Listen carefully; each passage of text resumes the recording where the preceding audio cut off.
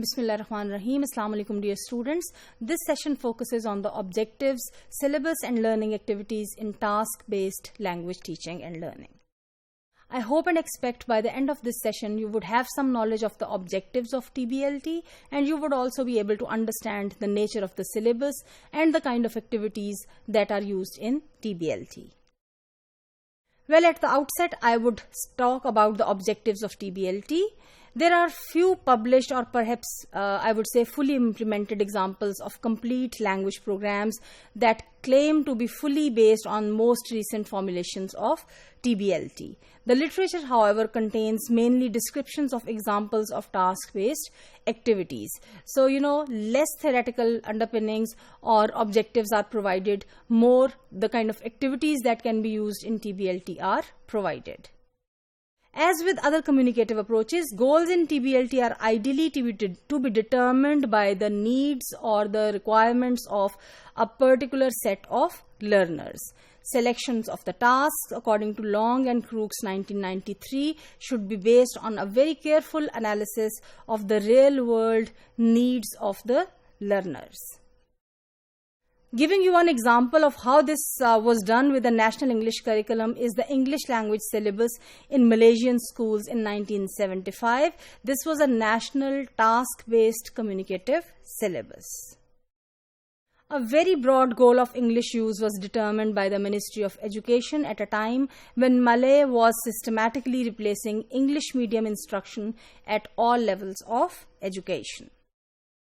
In this regard, an attempt to define the role of English, given the new role for the national Malay language, led to the broader goals of giving all Malaysian secondary school leavers the ability to communicate accurately and effectively in the most common English language activities they may be involved in.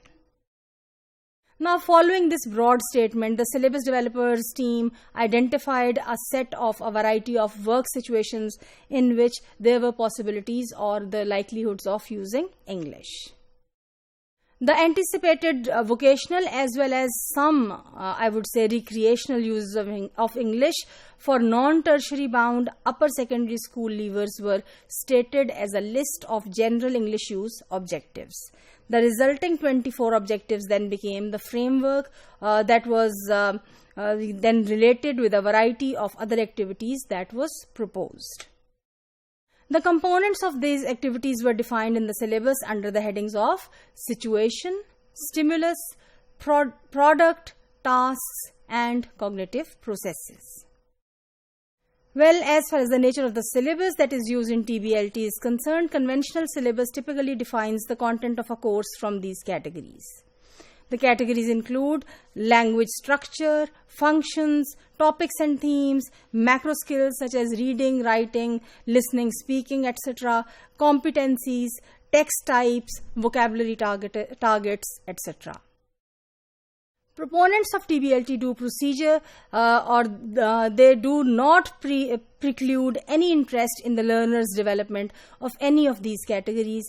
They are more concerned with the process dimensions of learning than the specific contents that are to be learned. Well, my dear students, a TBLT syllabus therefore specifies the tasks that need to be carried out rather than the contents that are to be taught in a program. According to Noonan, 1989, a syllabus might specify two types of tasks. Real-world tasks, which are designed to practice or rehearse the tasks that the learners need to do in their real lives. Pedagogical tasks, which have a psycholinguistic basis in second language acquisition theory and research, but do not necessarily reflect the real-life tasks to be undertaken. So, for example, using the telephone would be an example of the former and information gap task would be the example of the later. As far as the activities or the nature of activities is concerned, of course, they are task-based and they are related to real life.